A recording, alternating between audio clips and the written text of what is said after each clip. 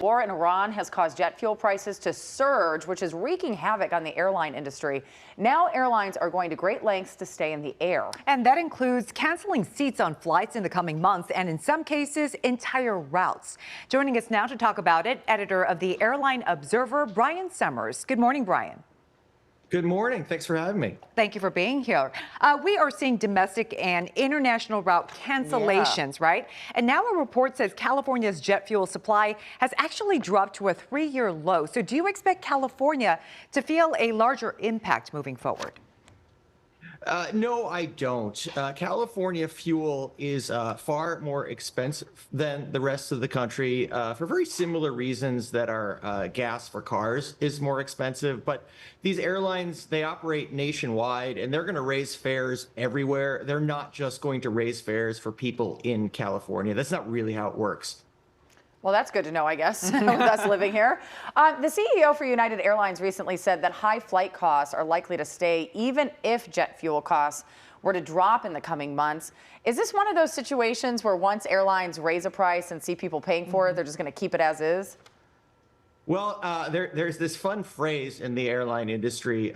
People on the inside will say, "We are not a charity," right? Oh. And that's kind of a joke. But there's this idea that people forget that airlines are for-profit businesses. They're trying to return as much money as they can for shareholders, and they're not necessarily in the business of making consumers happy. So they've gotten to this point now where they've been able to raise fares 20%, more than that. People are paying a lot of money. And of course, they're saying, look, if the price of jet fuel goes down, how about we do our absolute best to keep fares up, and then we can make more money. Like, I know that doesn't sound fair to people, but if you work at an airline, it makes perfect sense. Now, historically, people should know that that hasn't happened. Usually when the crisis is over, airlines go back to competing with each other and fares naturally drop. But, you know, airlines always like to say next time is different. And I wish them luck in trying to keep fares high, even if fuel prices go down.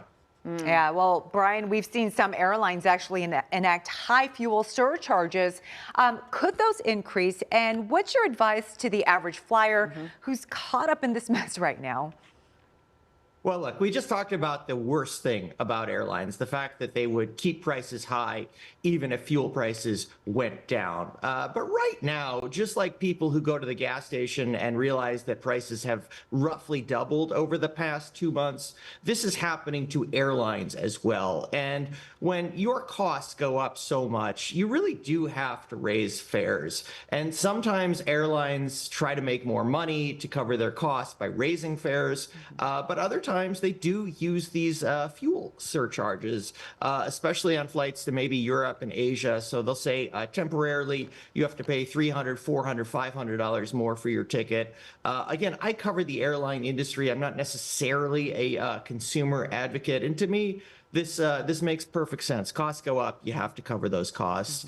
As for consumers, it's really hard to know what to do because you almost have to know what's going to happen to fuel prices. If you want to make a bet that by the end of the summer, this war with Iran will be over or almost over and fuel prices will go down, then I think fares that you pay toward the end of the summer will probably naturally go down. If you make the bet that the war is going to continue to go on, you better buy your ticket today, or yesterday would have been even better because prices will only go up. So it's quite a game of game theory out there. I know we're playing it in our household. Should we book the trip? Should we not book the trip? Should we? I don't know. So I'm sure a lot of people doing that. Brian, thank you so much for joining us. It's like I tell my friends when they ask me, I'm not a magician. Yeah. I can't predict the future. I don't know. I know. No crystal ball. Brian, thank you. Appreciate it.